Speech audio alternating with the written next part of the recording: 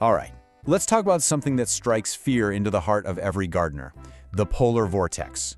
You spend months, literally months, nurturing your plants, and then you see that forecast, and an Arctic blast is threatening to just wipe everything out overnight.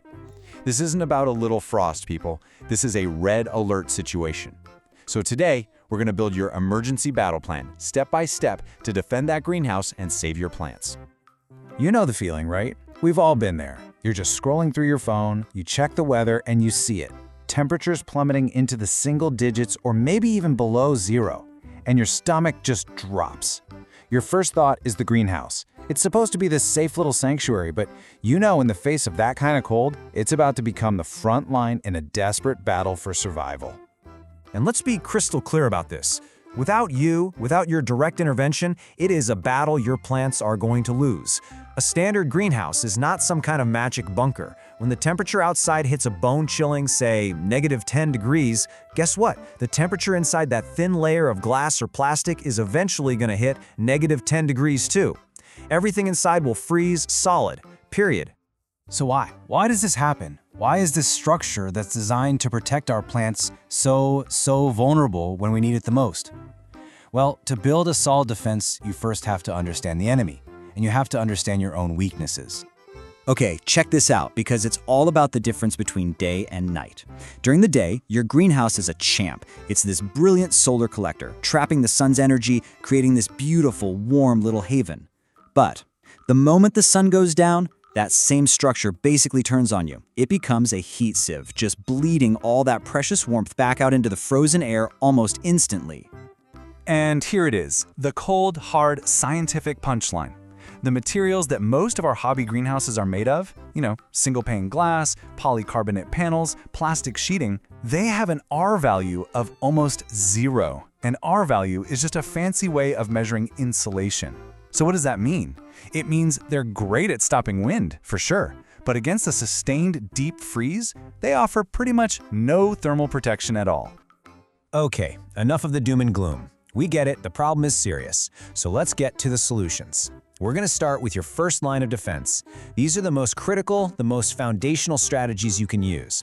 Think of this part as the bunker down phase of our battle plan. So, here's the absolute core concept, and this is so important. Trying to heat an entire uninsulated greenhouse is like trying to heat your whole backyard. It's a losing battle and incredibly inefficient. The smartest thing you can do is shrink the space you have to protect. You create a smaller, more defensible zone, a tent within your tent, that can trap the natural heat that radiates up from the soil itself. And the best part? This is brilliantly simple to do.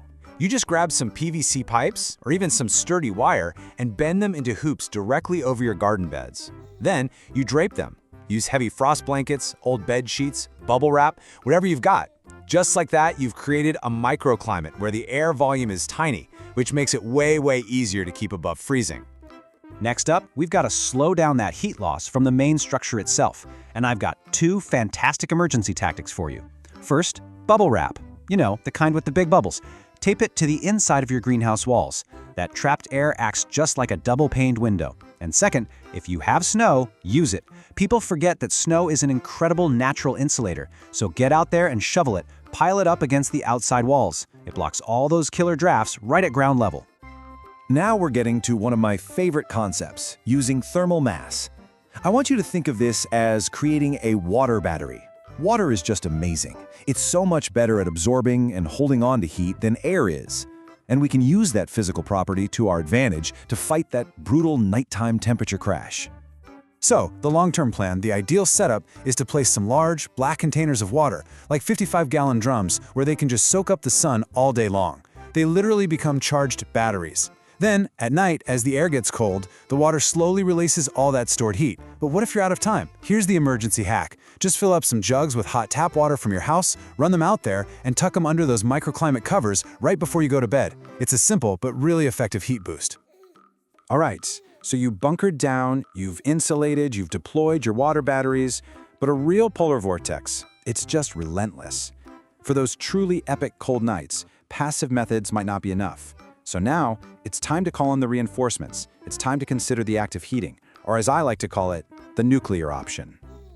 So you've basically got two choices here. You've got electric heaters, which are clean, they're safe, they're easy, but they can be really expensive to run. And this is the big one. If the power goes out in the storm, which it often does, your entire defense just collapses. Then you've got propane or kerosene heaters. They're powerful, they work without electricity, but, and this is a big but, they come with serious risks like carbon monoxide and a ton of extra moisture. And this part right here is absolutely non-negotiable. I really cannot stress this enough. If you are burning any kind of fuel inside that greenhouse, propane, kerosene, anything, you absolutely must provide ventilation. You have to. Crack a vent, prop a door open slightly, whatever it takes. A completely sealed space with a combustion heater is a death trap. And not just for your plants, for you. You've probably seen those little candle heaters online, right? Where you put a candle under a terracotta pot? Let's be realistic here. That little setup might raise the temperature by a degree, maybe two, in a very, very small enclosed space. It might save one specific plant if it's under its own little blanket. It will not save your greenhouse, so please don't rely on this as your main strategy.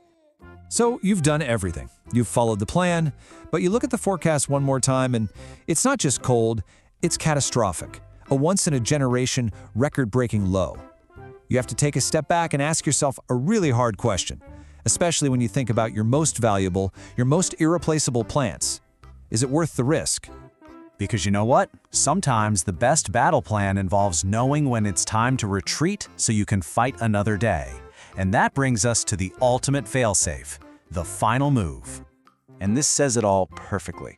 Don't be a hero. Seriously, if you have potted citrus trees or prized tropical plants or something with deep sentimental value, the smartest, safest move you can make is a strategic evacuation. Bring them inside. Put them in your house, your basement. Even an unheated garage is going to stay significantly warmer and safer than a standalone greenhouse in extreme cold. And this right here, this is the key mindset to take away from all of this. Surviving a polar vortex is not about keeping your plants warm and cozy at a comfortable 70 degrees.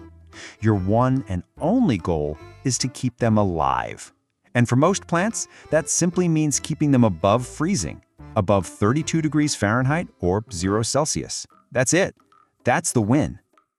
So as you're watching that forecast, as you see the mercury start that terrifying downward plunge, there's really only one question left to ask. Are you ready?